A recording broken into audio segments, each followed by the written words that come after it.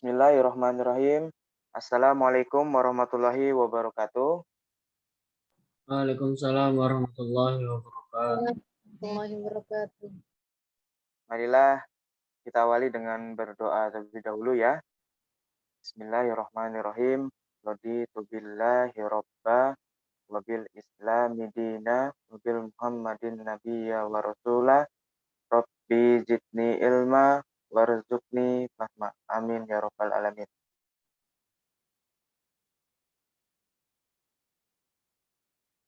Ya, kita memasuki pertemuan ke-6 untuk mata kuliah Pancasila. Pada kesempatan ini sebenarnya ada 2 topik ya yang kita akan bahas. Untuk topik pertama yaitu di kelompok 1, harapannya bisa disempurnakan ya karena kemarin, kelihatannya terkendala jaringan. Kemudian juga materi kelompok 4, khususnya ini adalah materi yang berkaitan tentang Pancasila sebagai sistem filsafat. Oke, untuk kelompok 1 sudah masuk nggak semuanya?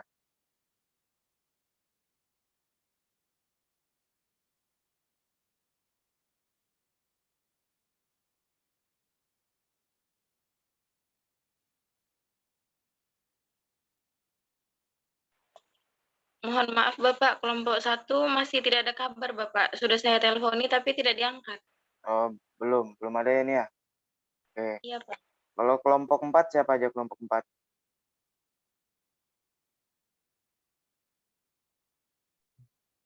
Kelompok 4 ada Lailatul Rahmatin dan Hairul.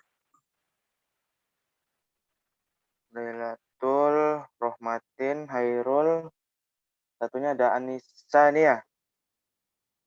Iya, Pak. Ya, oke.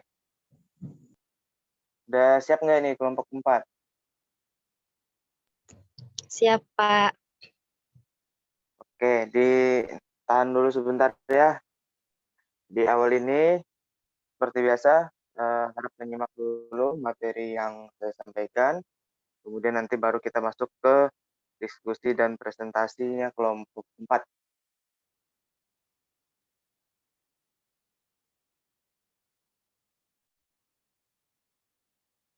Oke, terlihat tampilan slide-nya? Terlihat, Pak. Oke.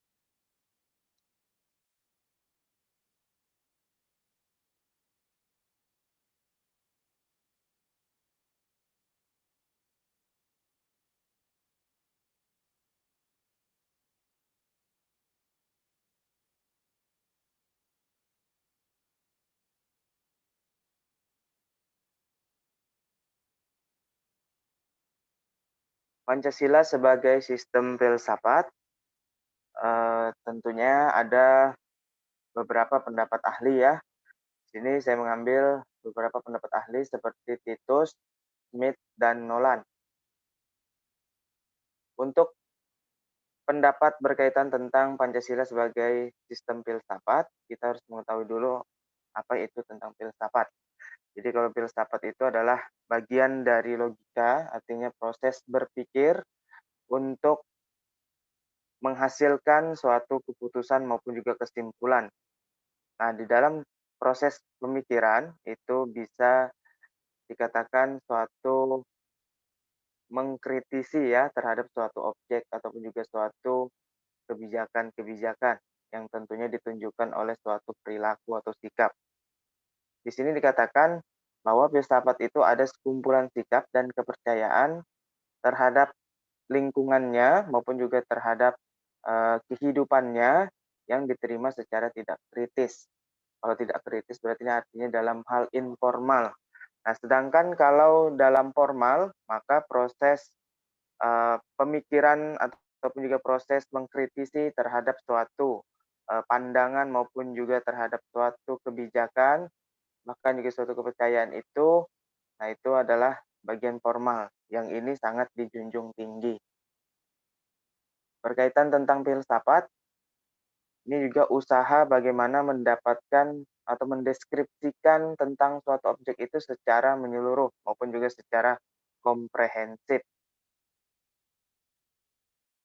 Dalam hal linguistik bahasa bahwa untuk filsafat itu dimaknai memahami makna dari setiap kata maupun juga dari konsep yang berlaku terhadap suatu pemahaman-pemahaman maupun juga ideologi.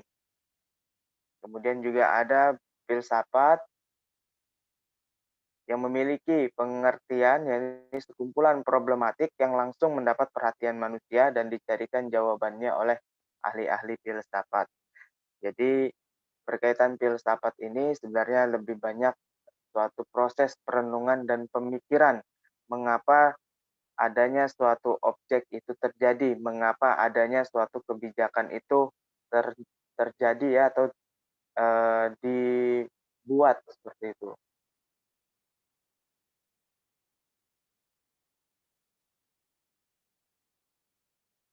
Ketika kita berbicara filsafat, tentu juga berkaitan tentang filosofi ya. Kalau kita melihat di suatu sungai ada suatu jembatan, maka kita mulai melakukan proses pemikiran. Mengapa ada jembatan itu yang melintasi sungai?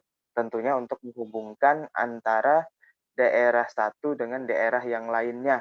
Kemudian juga untuk memudahkan masyarakat dalam bertransportasi ya ke situ, artinya juga melakukan suatu kegiatan.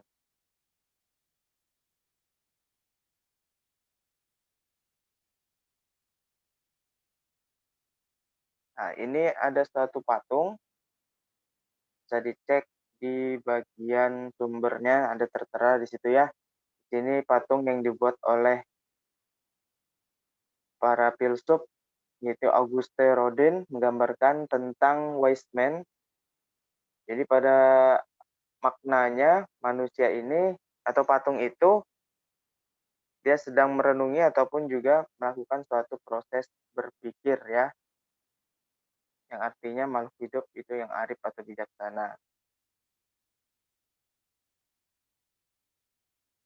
Sedangkan kalau di tanah air ada patung Insinyur Soekarno sedang duduk di taman rumah pengasingan di Ende, menggambarkan ia sedang memikirkan dan merenungkan masa depan bangsa Indonesia. Tentunya berkaitan tentang masa depan Indonesia, lahirlah suatu dasar negara serta juga menjadi sebagai filsafat ya, yaitu filosofis C. Grondslag yang untuk keberlangsungan kehidupan kemasyarakatan berbangsa dan negara.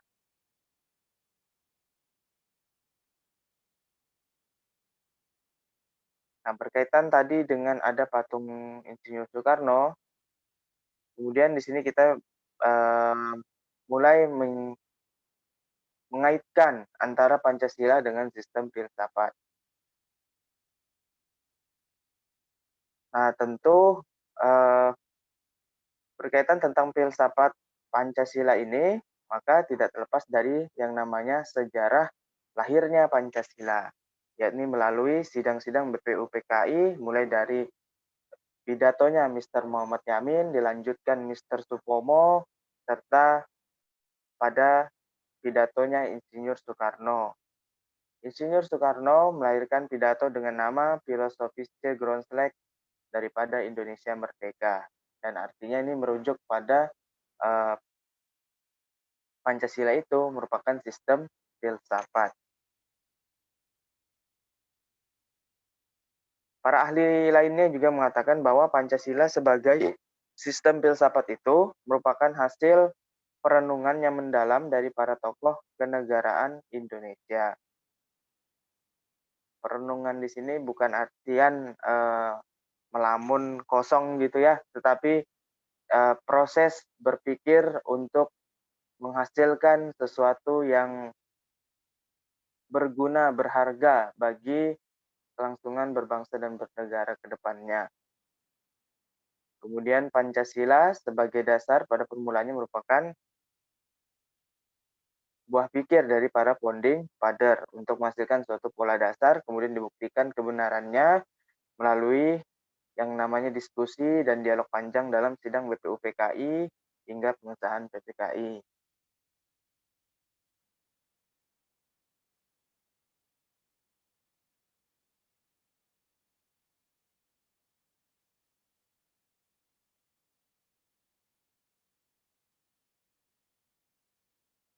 Ya, istilah filosofische Grundslag ini dari bahasa Belanda. Sedangkan kalau Weltanschauung kemarin adalah dari bahasa Jerman. Pada dasarnya intinya mengarah kepada nilai-nilai filosofis atau berkaitan dengan filsafat. Dengan kita menggali, mengkritisi berkaitan tentang nilai-nilai Pancasila ini, yang kemudian dianggap cocok di dalam berbangsa dan bernegara, maka dapat dijadikan sebagai landasan peraturan hukum yang berlaku di Indonesia ataupun juga yang berlaku di dalam Undang-Undang 1945.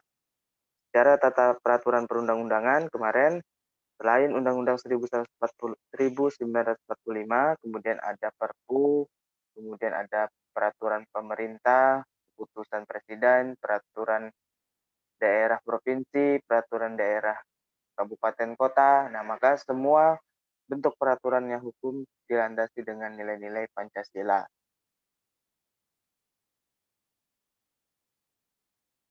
Nilai-nilai Pancasila kita ketahui bahwa dijadikan sebagai dasar filsafat yang telah disepakati ya.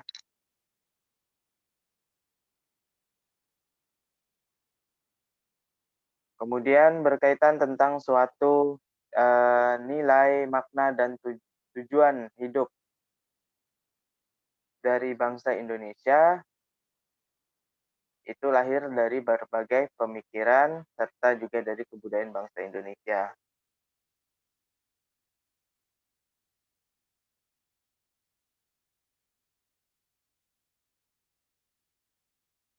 Nah, kemudian apa manfaat umumnya ya filsafat Pancasila atau apa faedah dari filsafat Pancasila?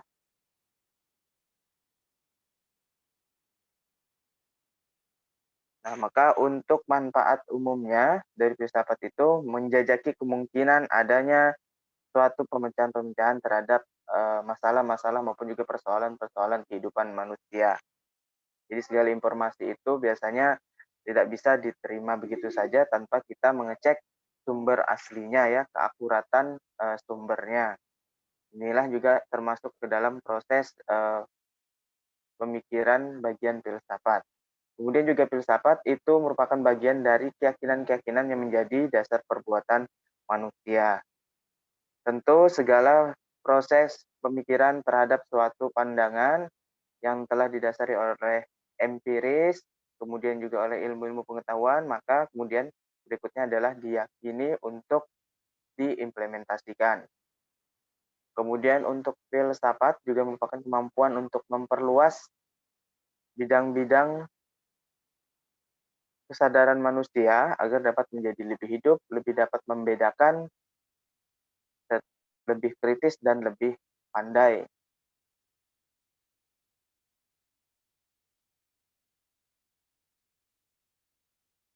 Nah, kemudian urgensi Pancasila sebagai sistem filsafat, bahwa yang terpenting adalah ketika kita sudah mengetahui sejarahnya filsafat ini, kemudian galian-galian diskusi panjangnya, maka kita adalah merefleksikannya agar bisa mencapai yang dicita-citakan, yaitu untuk suatu keadilan dan kemakmuran dalam kehidupan berbangsa dan bernegara.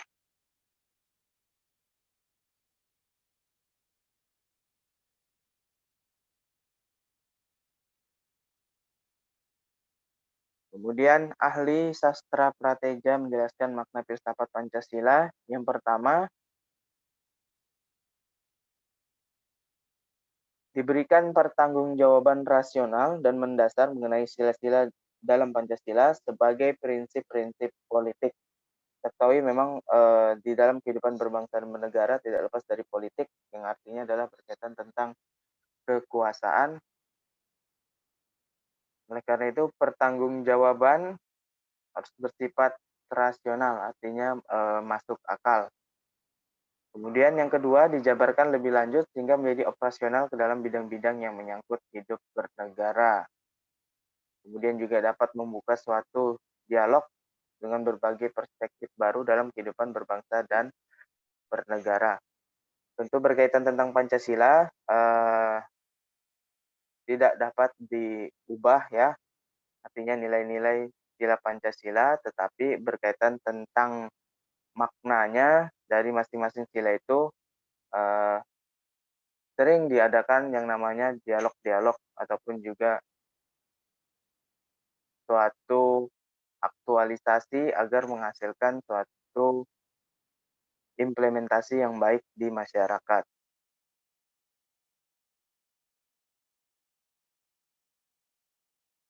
Kemudian juga dengan kita berfilsafat, nah dengan dialog-dialog tadi itu juga terciptanya suatu evaluasi ya terhadap kegiatan-kegiatan yang bersangkut paut pada kehidupan berbangsa, bernegara, dan bermasyarakat. Serta dapat juga memberikan pandangan-pandangan baru yang lebih efektif untuk pemecahan terhadap permasalahan nasional.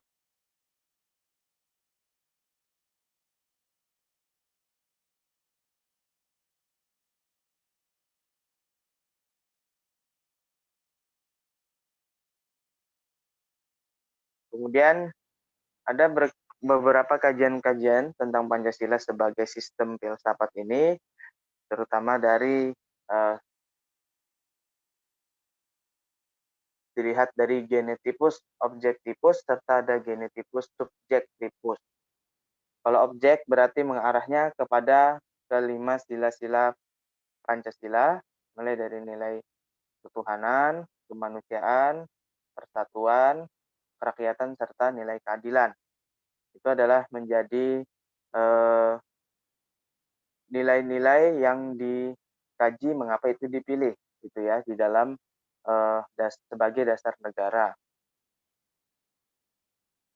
Kemudian kalau untuk subjektivus, setelah kita meyakini bahwa kelima sila itu adalah yang tepat bagi kehidupan berbangsa dan bernegara, maka kita dapat menggunakan nilai-nilai itu untuk membandingkan dengan paham-paham yang lainnya, ataupun juga ideologi-ideologi yang lainnya.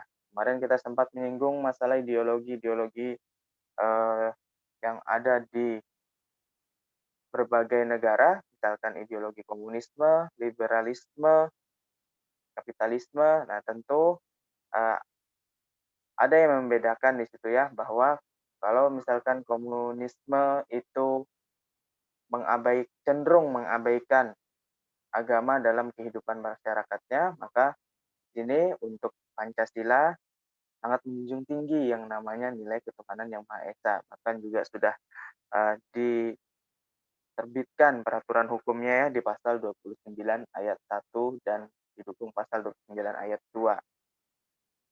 Nah, tentu dengan kita sudah meyakini nilai-nilai Pancasila itu sebagai ideologi negara, kemudian juga sebagai dasar negara, maka berikutnya juga fungsinya Pancasila itu sebagai memfilter hal-hal yang mungkin tidak sesuai dengan kehidupan bangsa Indonesia.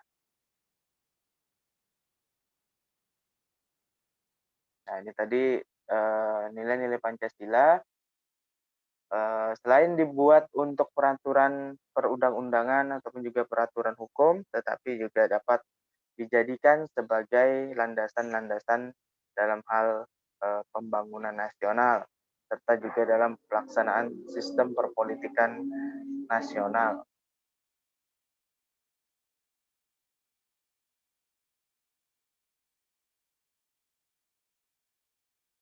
Kemudian berkaitan filsafat Pancasila, ada beberapa landasan, ada 3 di sini yang akan saya coba bahas.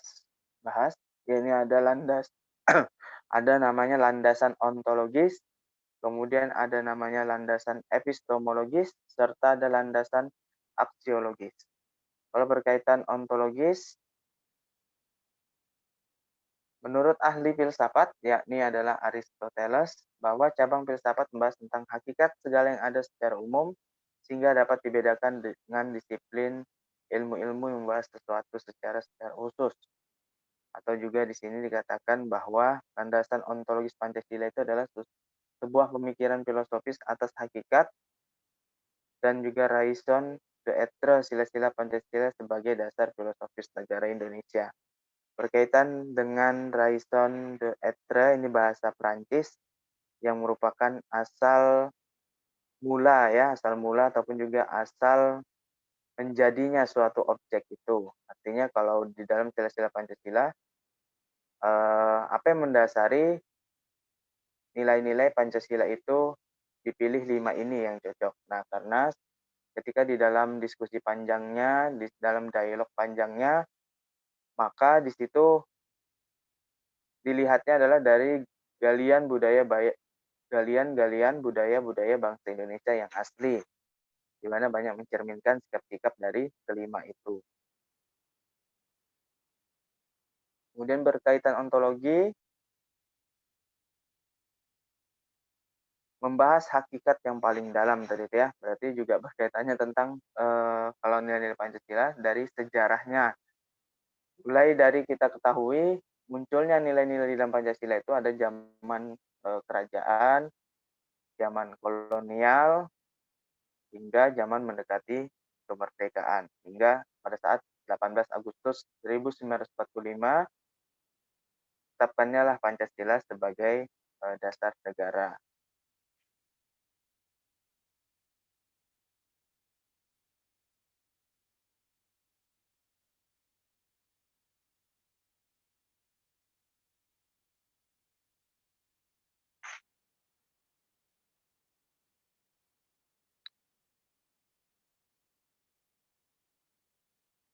Kemudian ada epistemologi, ini merupakan cabang filsafat pengetahuan yang membahas tentang sifat dasar pengetahuan, kemudian berbagai peluang-peluang maupun juga kemungkinan, ruang lingkup dan dasar umum pengetahuan.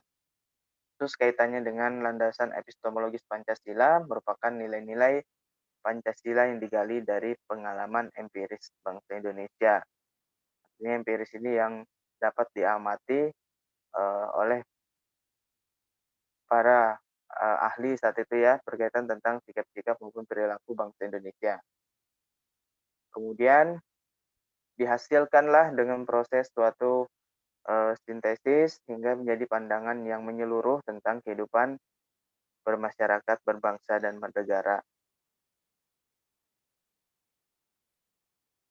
Kalau tadi ontologi kita banyak mengungkap fakta-fakta maupun juga sejarah munculnya nilai-nilai ataupun juga perilaku berkaitan nilai-nilai Pancasila.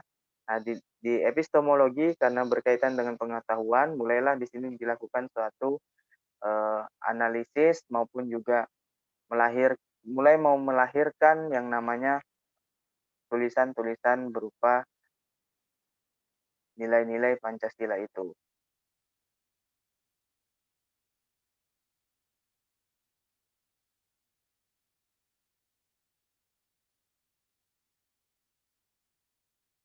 Ya, kemudian ada aksiologis. Nah, berkaitan aksiologis tentu telah tertulis ya nilai-nilai Pancasila itu ke dalam suatu naskah, maka kita dapat mencermatinya. Ternyata di dalam setiap nilai itu ada sesuatu yang berharga ataupun juga yang bermanfaat bagi keberlangsungan kehidupan berbangsa dan bernegara. Seperti halnya di dalam sila pertama berkaitan ketuhanan, maka itu berkaitan tentang nilai-nilai spiritual bagi bangsa dan negara. Kemudian ada juga dalam bidang lainnya, mungkin ya agama lainnya berkaitan kekudusan maupun juga kepercayaan seperti sakralan. Kemudian berkaitan dengan sila kemanusiaan, tentu yang bermanfaat itu adalah bagaimana rasa tanggung jawab terhadap sesama manusia, nilai kebebasan, tetapi tidak melupakan bagaimana kewajiban-kewajibannya, serta juga nilai persatuan, menjunjung yang namanya rasa solidaritas dan kesetiakawanan, serta ada sila keempat yang berharga yaitu demokrasi yang memunculkan ada sikap musyawarah mufakat serta juga berjiwa besar apabila ada hal-hal yang mungkin tidak sejalan serta sila keadilan mengandung nilai kepedulian dan gotong royong. Nah, inilah berkaitan tentang landasan filsafat Pancasila, ada 3 ya. Mulai tadi dari namanya nilai ataupun juga landasan ontologi, epistemologi, serta juga aksiologi. Ya, singkatnya, jika ingin memahaminya, ontologi berarti berkaitan tentang fakta-fakta ya, maupun juga asal mula lahirnya Pancasila ini. Kemudian berkaitan tentang epistemologi berarti berdasarkan pengetahuan, berdasarkan ilmu, mulailah disusun suatu naskah yang bagus berkaitan tentang nilai-nilai Pancasila ini. Kemudian berkaitan aksiologis, mulai suatu implementasinya, realisasinya, karena di situ dianggap sebagai sesuatu yang berharga ketika memberlangsungkan kehidupan berbangsa dan bernegara.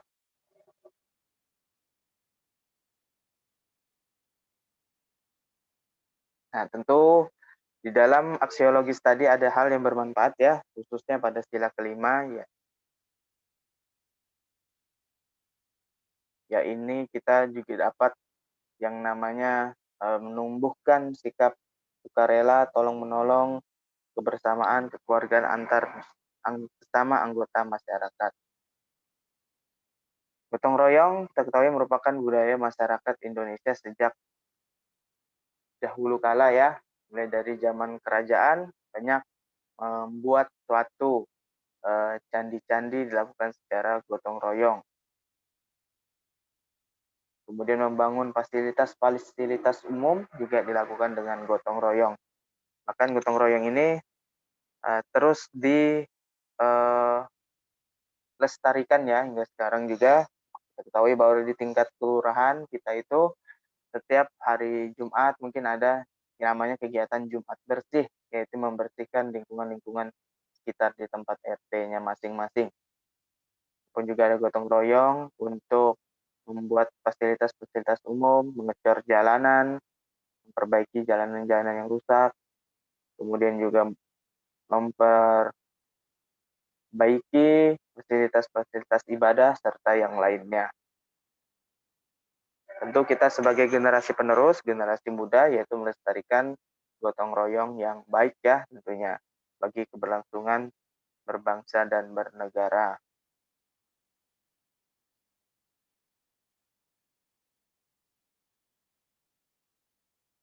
Ya, barangkali itu materi pengantarnya. Kemudian kita berlanjut pada diskusi kelompok untuk membandingkan dengan materi tadi ya, tujuannya agar menambah pemahaman.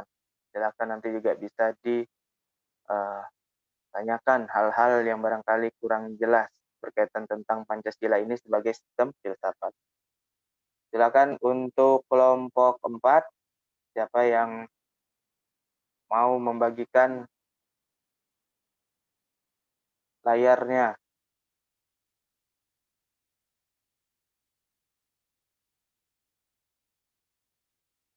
Bapak izin Pak, saya yang share screen. Oke.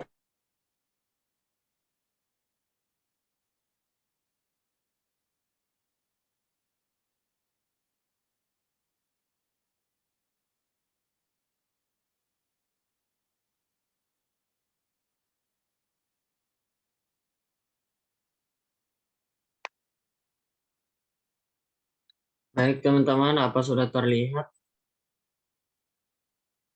PowerPoint-nya? Baik, sudah.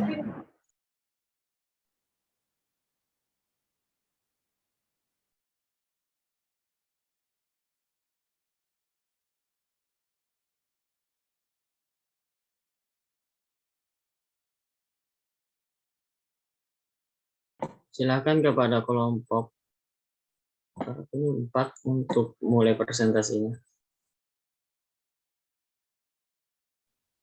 Baik, terima kasih Yang Botang. Assalamualaikum warahmatullahi wabarakatuh.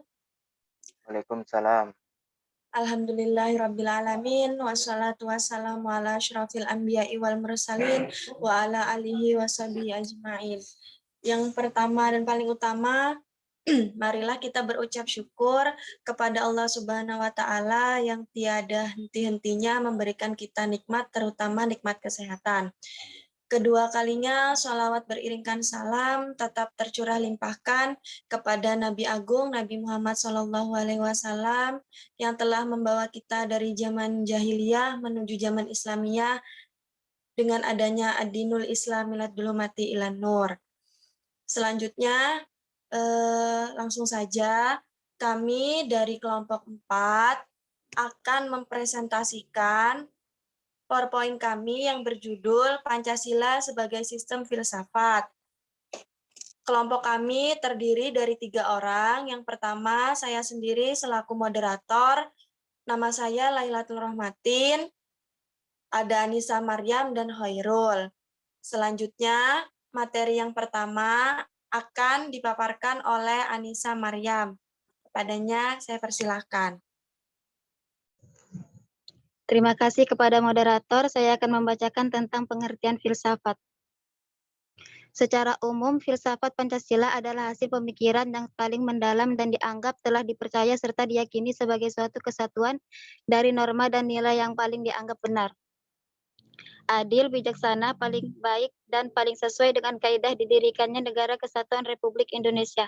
Secara ringkas, filsafat Pancasila adalah penggunaan nilai-nilai Pancasila sebagai dasar negara dan pandangan hidup bernegara.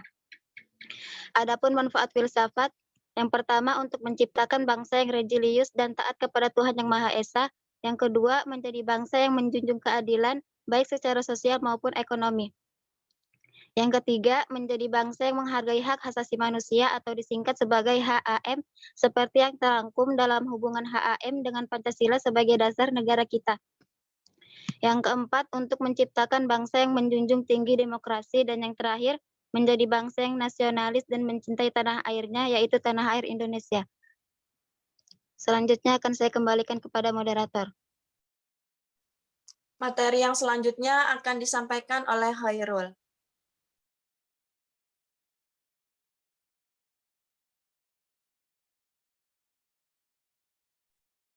Bismillahirrahmanirrahim. Assalamualaikum warahmatullahi wabarakatuh. Perkenalkan, saya Hairul dari kelompok 4. Saya akan membacakan landasan filsafat Pancasila.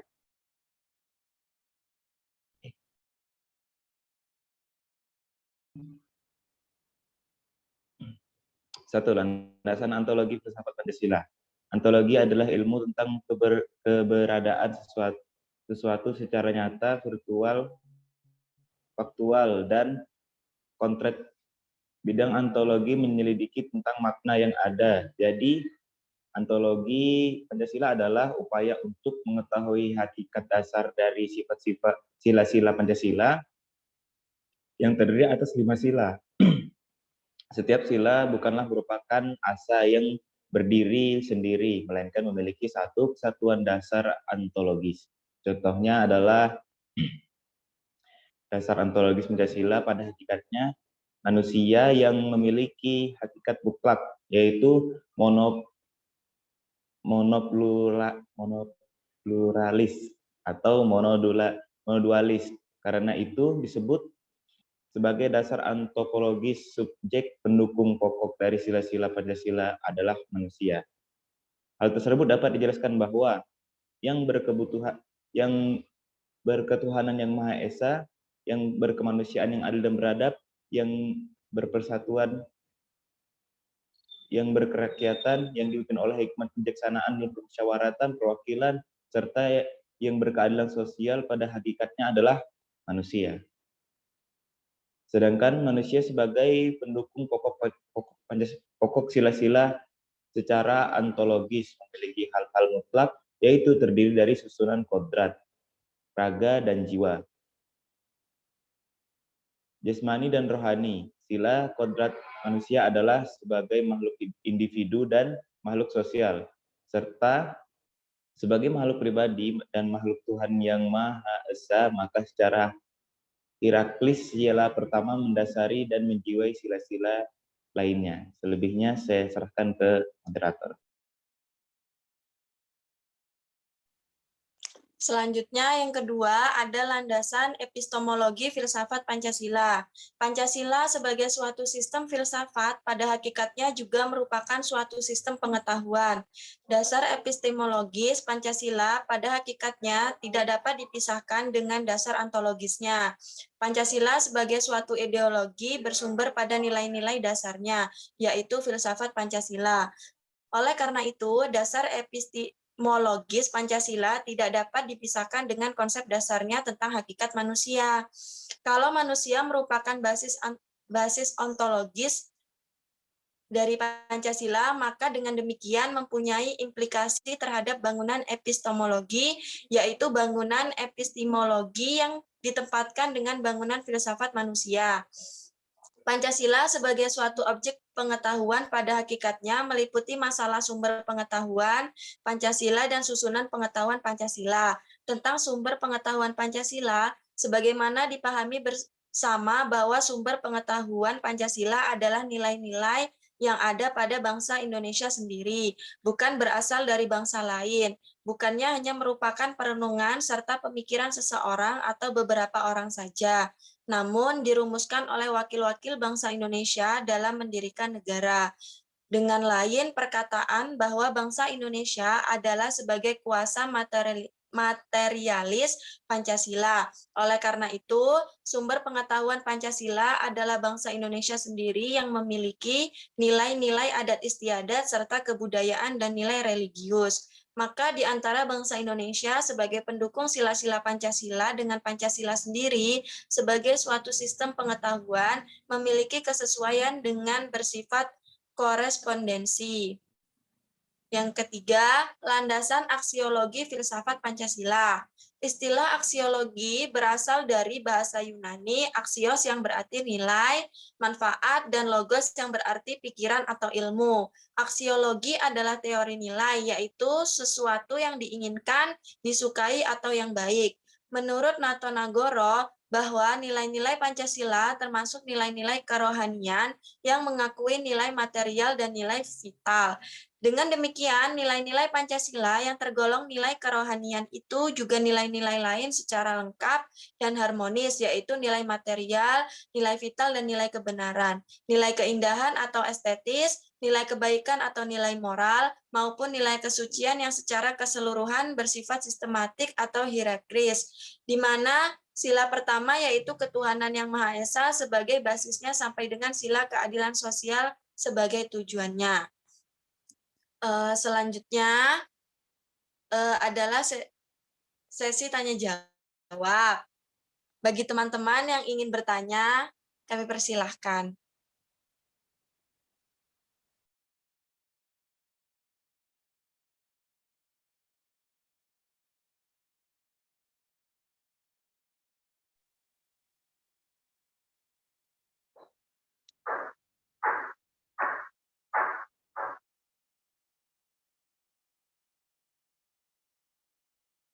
Ya, baik ya.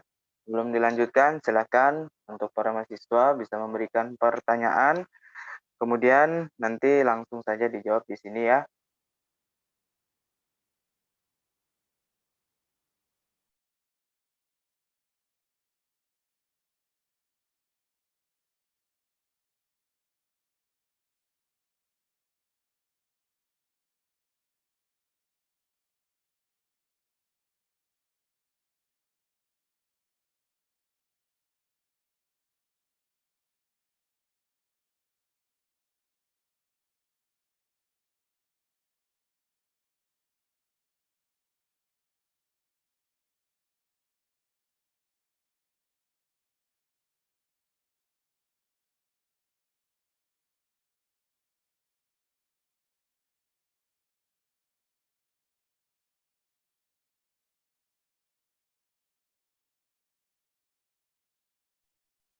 Ya, kami persilakan untuk teman-teman untuk bertanya.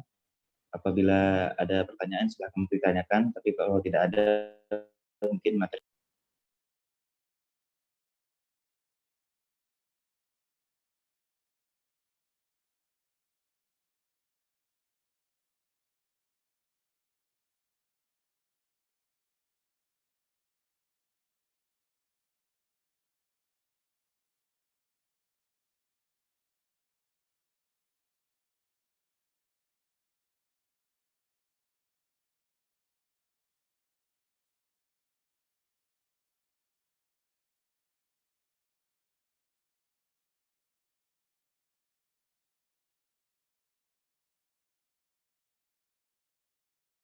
Bismillah. Mungkin saya yang ingin bertanya. Pertanyaan saya kepada kelompok 4. Pancasila sebagai sistem filsafat, bagaimana contoh salah satu perilaku yang menunjukkan fungsi Pancasila sebagai filsafat? Terima kasih. Wassalamualaikum warahmatullahi wabarakatuh. Baik, pertanyaan Ambotang akan kami jawab. Apakah kepada teman-teman yang lain ada yang ingin dipertanyakan?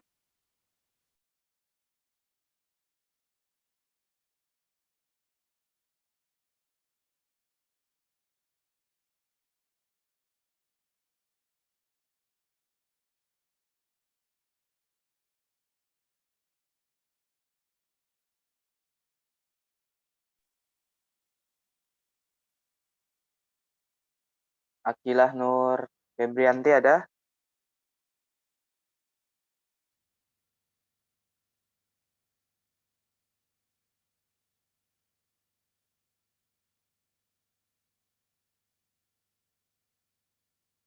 Ada Akilah?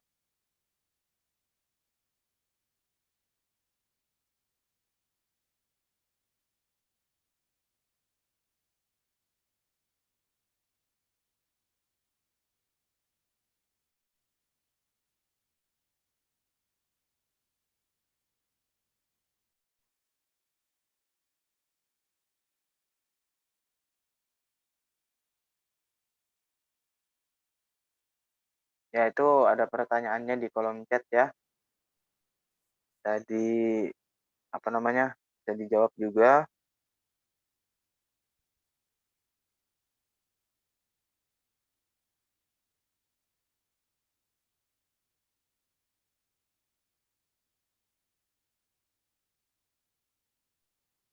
Baik, pertanyaan dari Akila akan dijawab oleh Anissa Maryam. Kepadanya saya persilakan. Baik, saya akan menjawab pertanyaan dari Akila Nur Febrianti. Sebutkan dan jelaskan apa saja landasan filsafat Pancasila. Seperti yang disebutkan Pak Firnanda tadi, Pancasila memiliki tiga landasan, yaitu ontologis, epistemologis, dan aksiologis. Ontologis dalam filsafat adalah tentang hakikat yang paling mendalam dan yang paling umum atau mendasar. Epistemologis adalah tentang sifat dasar pengetahuan, dan aksiologis adalah tentang penelitian nilai-nilai.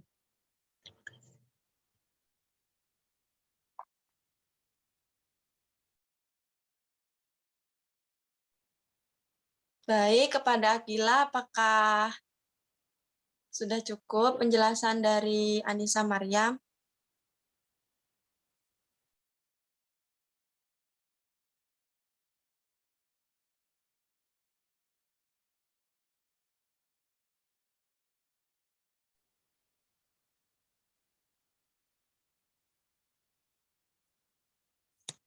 Baik, yang selanjutnya pertanyaan dari Ambotang.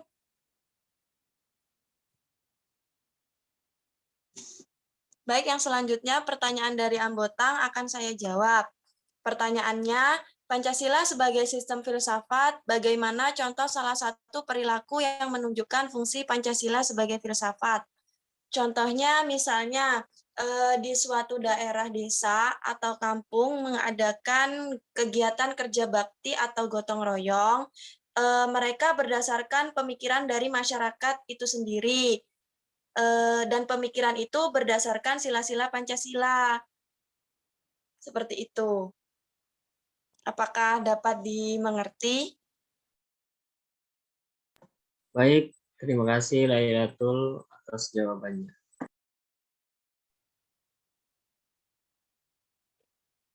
Selanjutnya, apakah ada pertanyaan lagi dari teman-teman? Apabila tidak ada, presentasi akan kami tutup.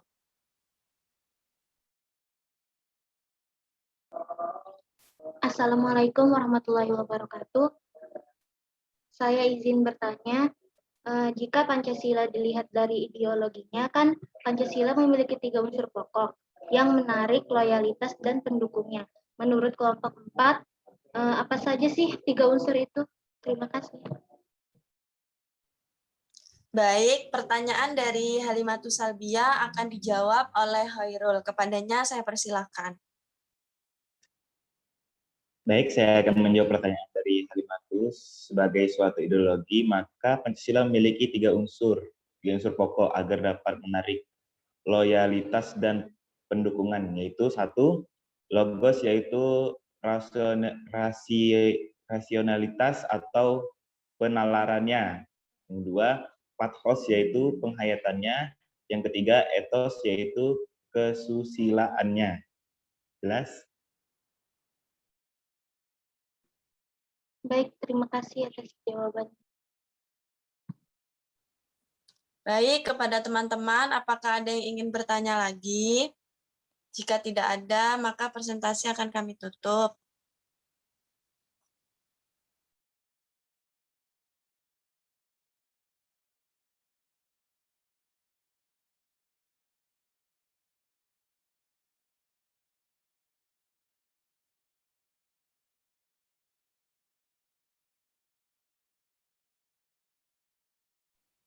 Baik, jika tidak ada, saya akan membacakan kesimpulan. Jadi, kesimpulan dari presentasi kami, pada dasarnya Pancasila merupakan hasil dari filsafat atau pemikiran para tokoh pahlawan yang telah disusun berdasarkan ilmu pengetahuan atau landasan epistemologi dan memiliki makna, nilai, dan manfaat tertentu untuk kemajuan dan sebagai dasar atau pedoman bagi bangsa Indonesia. Cukup sekian presentasi dari kami kelompok 4. Jika ada salah kata, kami mohon maaf. Kami akhiri. Wassalamualaikum warahmatullahi wabarakatuh. Waalaikumsalam warahmatullahi wabarakatuh. Waalaikumsalam. Baik, ya, sudah berlangsung tadi ya diskusi dan presentasi dari kelompok 4. Ya baik, jadi ada beberapa pertanyaan berkaitan tentang filsafat Pancasila ini.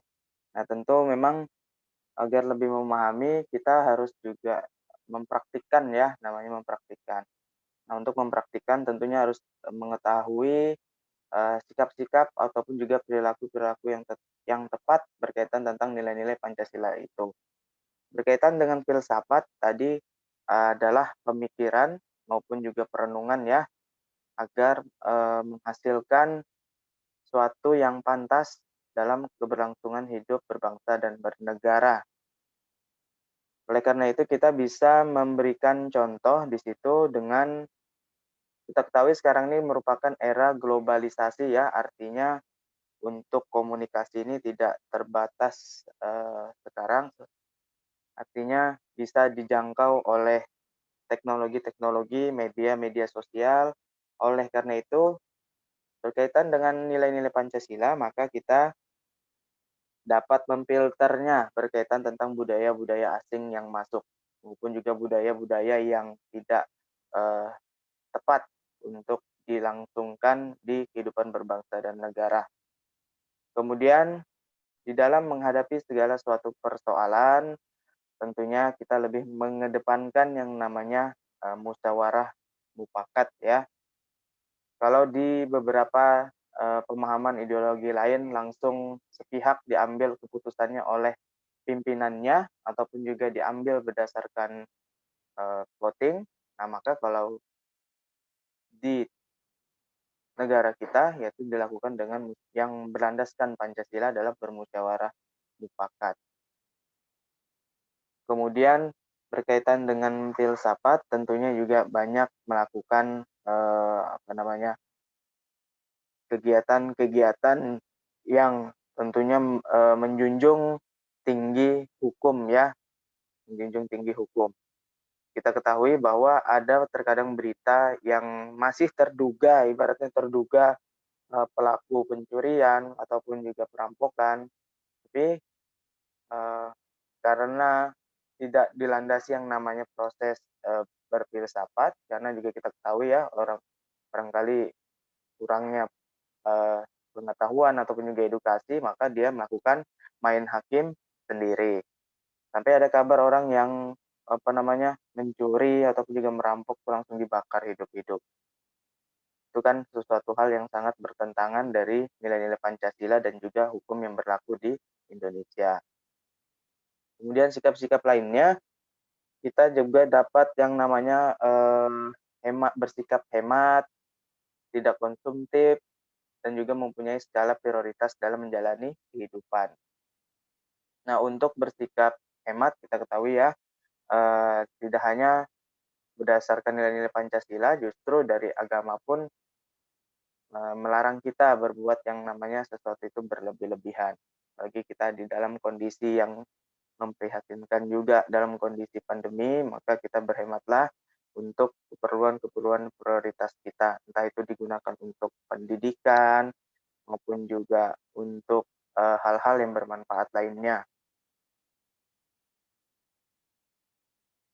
Kemudian dengan kita berfilsafat, kita juga bisa yang namanya melakukan budaya kritik ya. Budaya kritik itu tentunya yang membangun agar nantinya ke depannya segala kebijakan-kebijakan itu menghasilkan sesuatu yang lebih bermanfaat bagi keseluruhan. Bukan hanya semata-mata untuk menjatuhkan budaya kritiknya ataupun juga membuat perpecahan. Nah, itu yang dihindari. Tentunya melakukan budaya kritik kalau untuk pada instansi pemerintah itu ada aturan yang berlaku ya, sesuai prosedur yang berlaku. Seperti kalau zaman kita mahasiswa itu mau menyalurkan aspirasi kepada Dewan Perwakilan Rakyat di daerah maupun yang ada di pusat, tentunya melakukan prosedur yang berlaku. Biasanya perlu ada izin dulu keramaian dari kepolisian, bukan langsung biasanya datang berbondong-bondong langsung ke depan DPR gitu ya. Nah, itu justru menyalahi aturan. Tentu kita ada prosedur yang berlaku. Nah, inilah namanya juga bagian dari berfilsafat.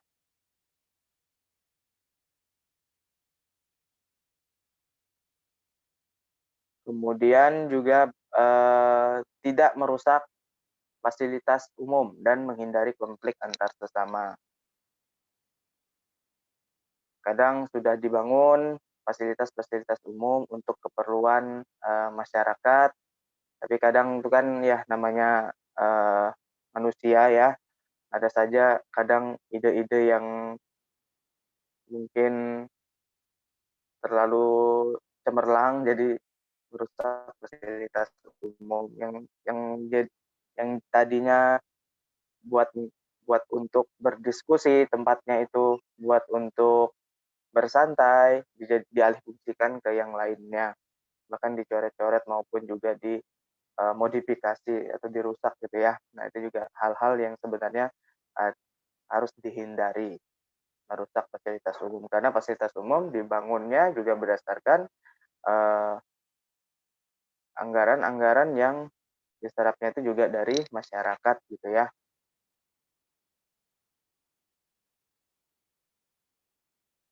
Ya, banyak lagi contohnya sebenarnya ada beberapa poin berkaitan tentang filsafat, bernilai filsafat Pancasila ini. Kemudian landasan filsafat Pancasila tadi sudah jelas rasanya ya, sudah disebutkan bahwa ada 3 yaitu ontologis, epistemologis, serta juga aksiologis.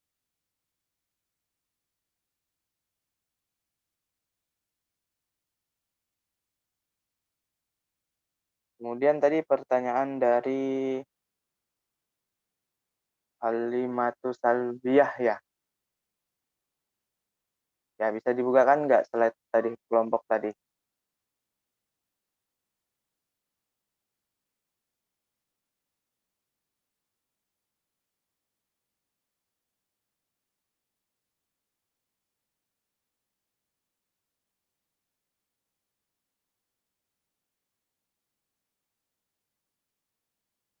Pertanyaannya ada 3 unsur tadi ya? Iya, Pak. Ya, unsur apa saja tadi yang ditanyakan?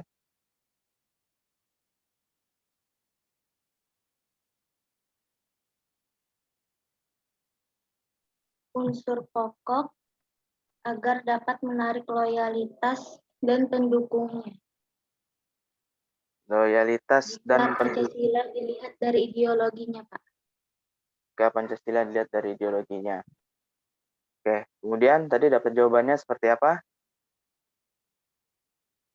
Jawabannya ada 3, yaitu logos, pathos, dan ethos.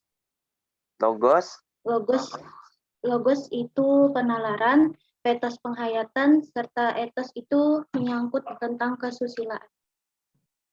ya, oke. Berkaitan tentang logos ya, ilmu pengetahuannya. Nah, itu juga berkaitan tentang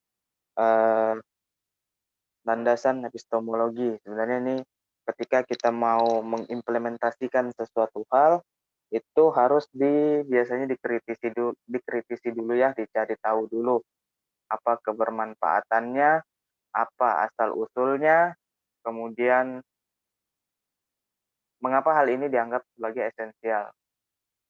Begitu juga berkaitan dengan nilai-nilai Pancasila dianggap esensial karena dianggap inilah nilai-nilai yang mewakili budaya-budaya bangsa Indonesia yang asli ya, yang digalinya sudah berabad-abad lamanya. Bahkan ketika masih dijajah Belanda pun yang 3,5 abad lamanya itu sudah ada menunjukkan nilai-nilai Pancasila.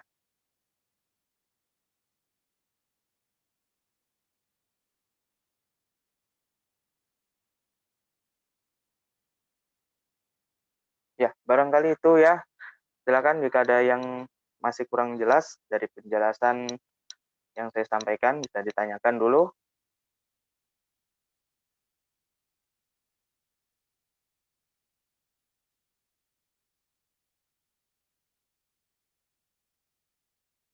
Ada logika, ada filsafat.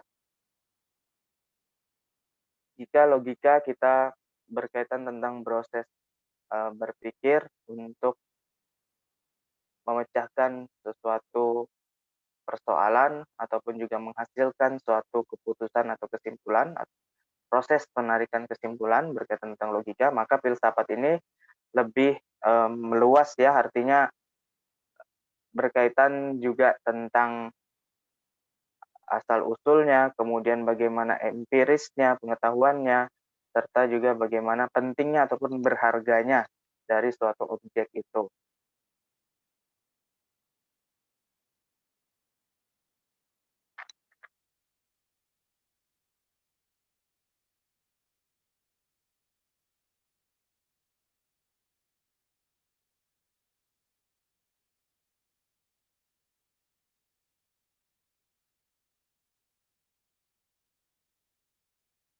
Ya, kelompok 4, Lailatul, Anissa, dan Hairul ya. Hairul dari mana daerahnya Hairul?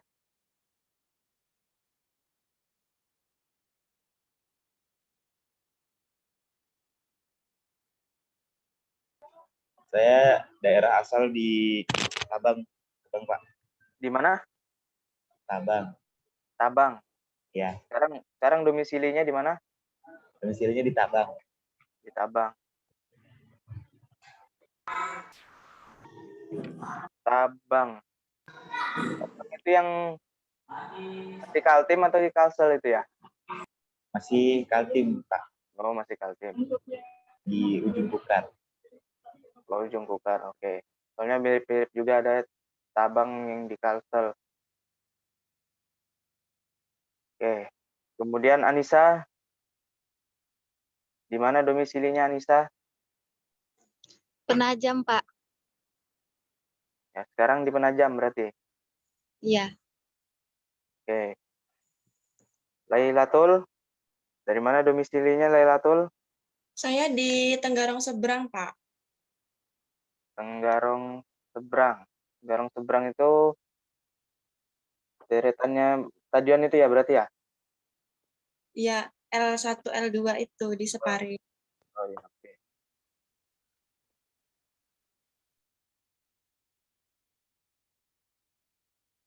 Oke, kita ternyata berbagai daerah ya ini ya. Nah, berbagai daerah tentunya nanti untuk apa namanya, ya barangkali nanti informasinya resminya dari kampus ya, kalau ada apa namanya tatap muka, nah nanti bisa di apa namanya, cari info sistemnya bagaimana tatap muka di kampus nanti. Sudah ada informasi tatap muka dari kampus? Sudah ada, Pak. Sudah. Kapan kira-kira? Semester berapa aja yang nanti mulai? Kalau dulu saya dengar sih semester 1, 3 dulu. 1-3, Pak. Nah, masih 1, 3 ya? Oke.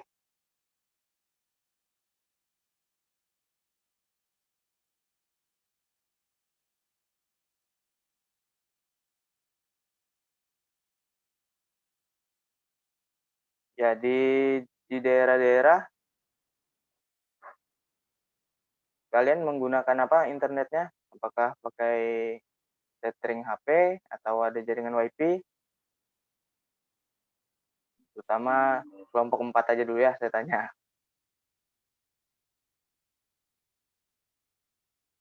Tadi siapa siapa tadi ya kelompok 4 tadi? Ada Lailatul, Anissa, Hairul.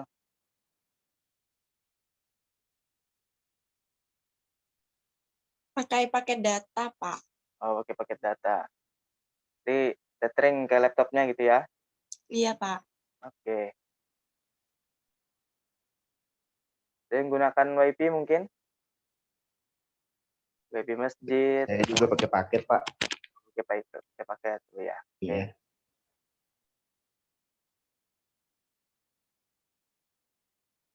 Ada mungkin pakai WiFi-nya masjid? Ya, salah satu sekarang ini apa namanya masjid itu memang untuk memakmurkan masyarakat sekitar ya, membantu juga para siswa ataupun juga para mahasiswa agar bisa terus nyambung pendidikannya. Karena kita ketahui kondisi pandemi ini yang serba terbatas ini apa namanya banyak memakluminya ya walaupun karena jaringan. Saya kalau ngajar kelas yang berau itu, nah itu apa namanya, apalagi yang di kecamatan, itu sulit juga jaringannya. Apalagi kalau di Makam Ulu, WA barangkali hari ini, besok mungkin baru bisa direspon gitu ya, karena memang kondisi jaringan juga. Tapi saya berharapnya juga nanti para mahasiswa, khususnya PI 7, bisa bersemangat khususnya tatap muka. Tatap muka nanti bisa apa namanya, bersemangat untuk belajarnya. Kalian semua ini sudah pernah masuk kampus belum? Atau lihat kampusnya nggak? Sudah pernah lihat kampusnya nggak secara langsung? Sudah, Pak. Ya, beberapa sudah. Ada yang belum pernah lihat kampusnya?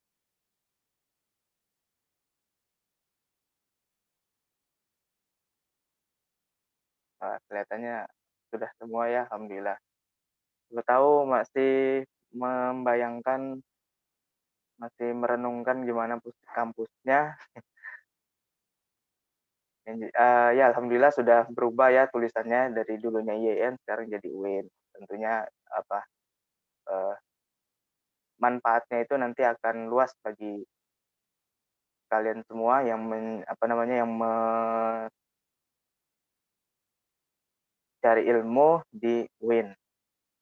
Apalagi suatu PAI, calon-calon pendidik ataupun juga nanti calon-calon penerus, entah itu nanti jadi akademisi, jadi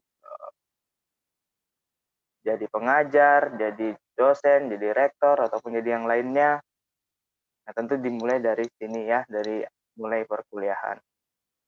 Rasanya nggak ada orang habis lahir langsung tiba-tiba dilantik jadi presiden, kan nggak ada ya. Tentu melalui proses semua yang panjang. Ya, barangkali itu dulu yang dapat saya sampaikan. Sebenarnya saya cerita-cerita aja supaya menambah perkenalan dengan para mahasiswa semua.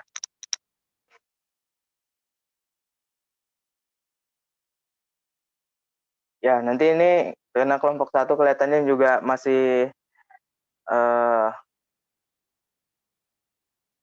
lost kontak. Ya, mudah-mudahan bisa terkomunikasi nanti ya. Nanti bisa dilanjutkan untuk ke kelompok berikutnya adalah kelompok kelima. Kemudian nanti pertemuan 8 kita itu masuk pada ujian tengah semester. Ujian tengah semester nanti materinya mulai dari awal tentang Pancasila sebagai sejarah, kemudian hingga yang materi nanti pekan depan ya. Oke, barangkali ini dulu yang dapat saya sampaikan. Memang waktu kita Zoom ini agak panjang sedikit karena juga memanfaatkan fasilitas dari kampus ya, karena ada edaran dari kampus juga menggunakan Zoom yang bahasanya Zoom Premium. Bapak, saya ingin bertanya, Pak. Ya, silakan. Untuk berkaitan presentasi minggu depan, itu lanjut kelompok 56 atau 15, Bapak? 15.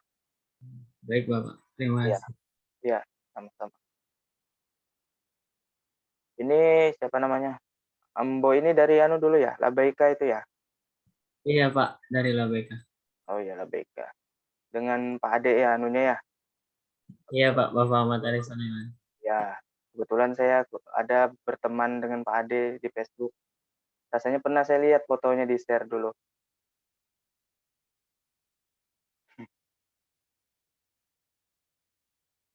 Oke, itu aja yang dapat saya sampaikan. Mudah-mudahan pertemuan kita bermanfaat ya. Saya aturkan terima kasih bagi kelompok yang bertugas, pada teman-teman mahasiswa yang memberikan pertanyaan. Kemudian juga mohon maaf jika ada kekurangan. Barangkali ini dulu saya akhiri. Wassalamualaikum warahmatullahi wabarakatuh. Waalaikumsalam warahmatullahi warahmatullahi wabarakatuh.